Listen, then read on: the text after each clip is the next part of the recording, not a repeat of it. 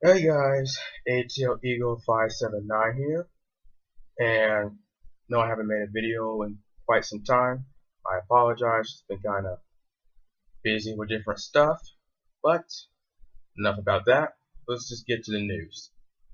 First off, news broke the other day that Xbox will finally drop the Kinect in favor of a cheaper price tag. It will be $3.99 starting June 9th, and Microsoft is also doing away with the paywall. Where before, if you let's say you had Netflix or whatever, you had to have a gold subscription on top of your Netflix subscription to use it on Xbox, which is complete BS if you ask me, because you're already paying for Netflix. So they're going to drop that. They're going to also give away more discounts and more free games to gold members. So that should be, I guess, good for people that still support Xbox. Uh,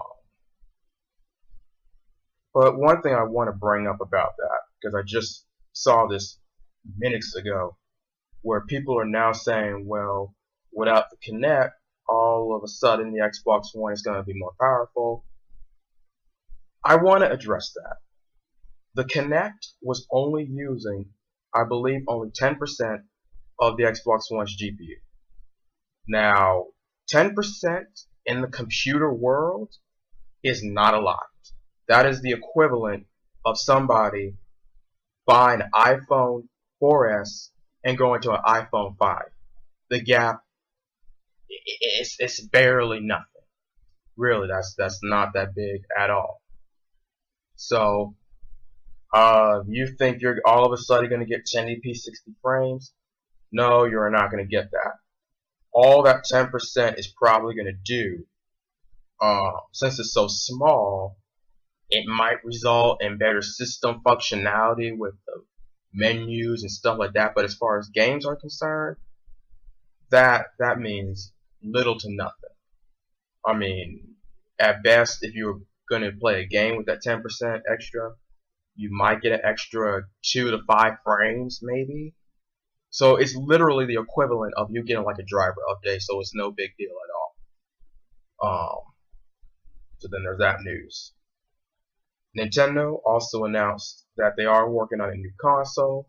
So I would expect an announcement, probably E3 2016, and following a release date that same year. Because the Wii U is doing pretty bad.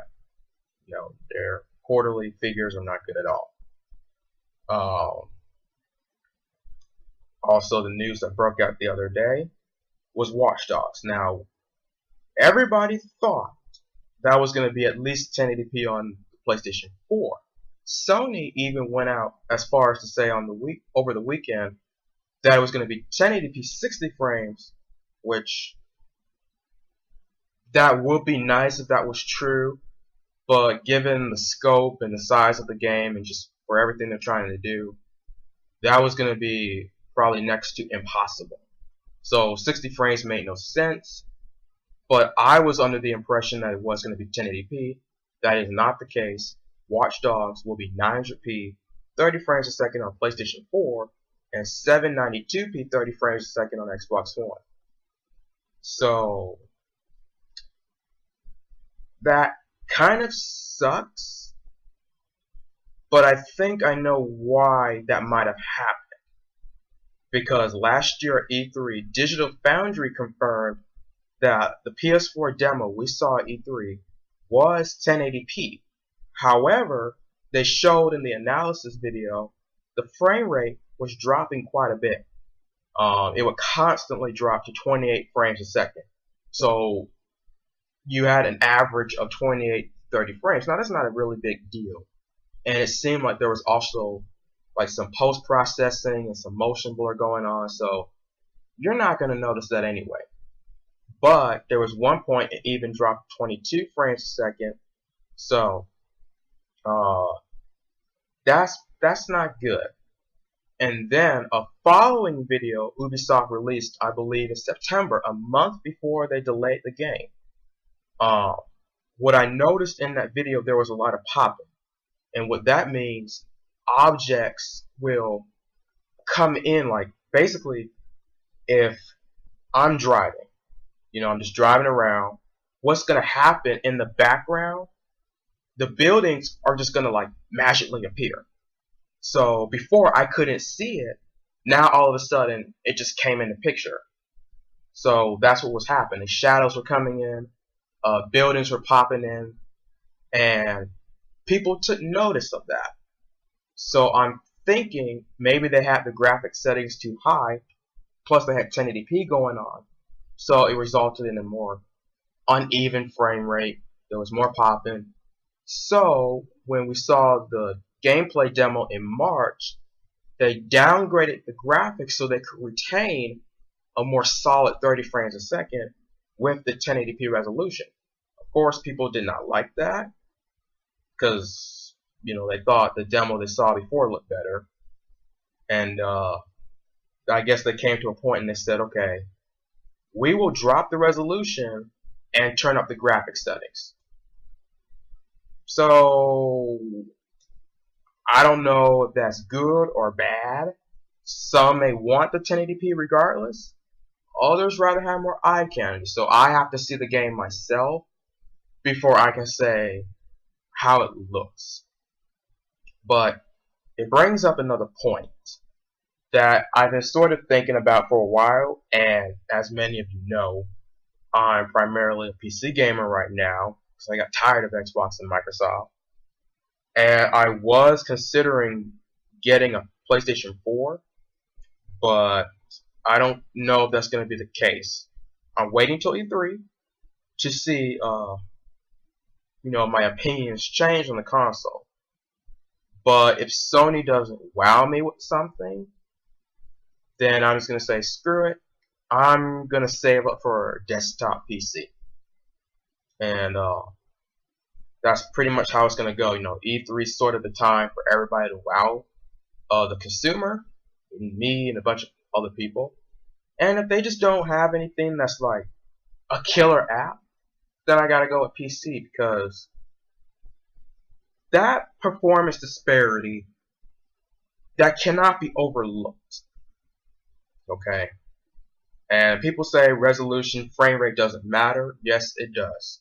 Because by 2014, we should be up to a certain standard. 1080p should be universal for a lot of games. If you drop below 1080p, then it has to be for a good reason. Maybe the game's running out 60 frames a second. Maybe it's just the graphic settings are real high in that game. But regardless, if you're going to go below that, it has to be for a good reason. And I'm finding time and time again the reasons aren't that justified. And that's a problem for me. Because how long will it be before we're all the way back down to sub HD? Because believe it or not, a lot of the games you see on Wii U, Xbox 360, and PlayStation 3, they're not even a full HD image, okay?